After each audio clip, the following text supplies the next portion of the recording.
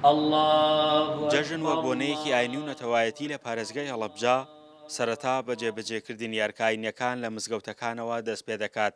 مامۆستایانی ئاینی لە بڵندگۆی مزگەوتەکانیانەوە بە خەڵکیان وت تەوقە و یەکتر لە گەردن ئەنجام مەدەن لەبەرەوەی ڤایرۆسێکی گەورە و ترسناک لە بەردەم هەموماندایە.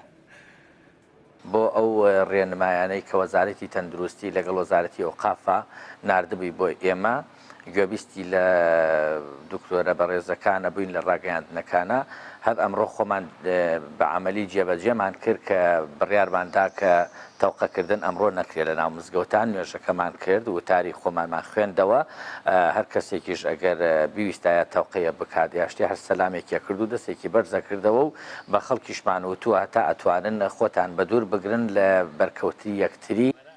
خەڵکی هەڵەبجە جیا لە جێژنەکانی دیکەوە خۆیان دەڵێن دوور دەکەونەوە لەو کردارانەی کە ساڵانێکی زۆرە لەسەری ڕاهاتوون گەرچیش پەیوەندیە کۆمەڵایەتیەکان بێستر بن. پیرۆزبایی جەژنی ڕەمەزانی پیرۆز لەسەر جەم مسلمانانی دنیا لە هەر کوێیەکەن بە گشتی و مسلمانانی کوردستان بە تایبەت و بە تایبەتی تر مسلمانانی شاری هەڵەبجەکە. من تەمەناکەم خەڵک لەم جەژنە ڕێنمایی تەندروستی پابەند بێ ڕێنمای تەندروستیەکانەوە بۆ ئەوەی هەرچی زیاتر و باشترە بە دوور بێت لە هەموو جۆرە گرفتێکی تەندروستی. حەمیدەی ژینگە پارێز لە جەژنەکاندا خەمی ژینگەیی هەیە. ئەو دەڵێ هەموو جەژنێک ژمارەیەکی زۆر عەلاگەی خاشاکۆکردنەوە دەداتە ئەو گەشتیارانەی کە ڕوو لە شارەکە دەکەن.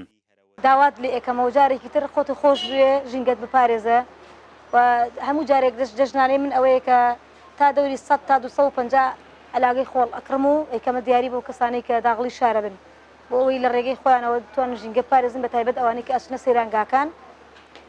ئیتر نازانم ئەم ساڵەگەر کۆرۆنا بێڵێ.